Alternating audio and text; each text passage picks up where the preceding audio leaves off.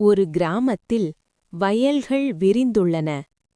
விவசாயிகள் அனைவரும் வானத்தை நோக்கி கண்களை உயர்த்தி நிற்கிறார்கள். இன்று மழை வரும் என்ற நம்பிக்கை முகங்களில் தெரிகிறது. வானம் மேகமின்றி வெறிச்சோடி கிடக்கிறது. சூரியன் கொளுத்துகிறது. மண்ணில் பிளவுகள். விதைத்த விதைகள் முளைக்கலில்லை. விவசாயியின் நெஞ்சில் கவலை முளைக்கிறது. குளங்கள் உலர்ந்து, ஆறுகளில் நீர் குறைந்து, பசுமை பழுப்பு நிறமாக மாறுகிறது. பரந்த உலகம் இருந்தாலும் உயிர் தாங்கும் மழை இல்லாமல் எல்லாம் வறண்டு போகிறது. ஒரு குடிசை வீடு. அம்மா வெறும் பாத்திரத்தை பார்த்து கொண்டிருக்கிறாள். குழந்தைகள் பசியால் கண்களில் ஏக்கத்துடன் அமர்ந்திருக்கிறார்கள்.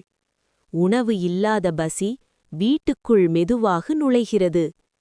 அந்த பசி வயிற்றை மட்டுமல்ல, மனதையும் வாட்டுகிறது. உலகம் முழுவதும் நீர் இருந்தாலும் மழை பொய்த்ததால் பசி மனிதனை உள்ளிருந்து தாக்குகிறது. அப்போது கிராம மூதாட்டி சொல்கிறாள், மழைதான் உயிர். அது இல்லையெனில் இந்த பரந்த உலகமே பசியின் பிடியில் சிக்கும். மழை என்பது வானத்தின் கொடை மட்டுமல்ல, மனித வாழ்வின் அடிப்படை. அதை மதிக்காவிட்டால் பசி உலகையே ஆளும். இந்த கதை மழை இல்லையெனில் பசி தவிர்க்க முடியாதது என்ற ஆழ்ந்த உண்மையை மென்மையாகவும் வலிமையாகவும் எடுத்துரைக்கிறது. விண்ணின்று பொய்ப்பின் விரிநீர் வியனுலகத்து உள்நின்று உடற்றும் பசி.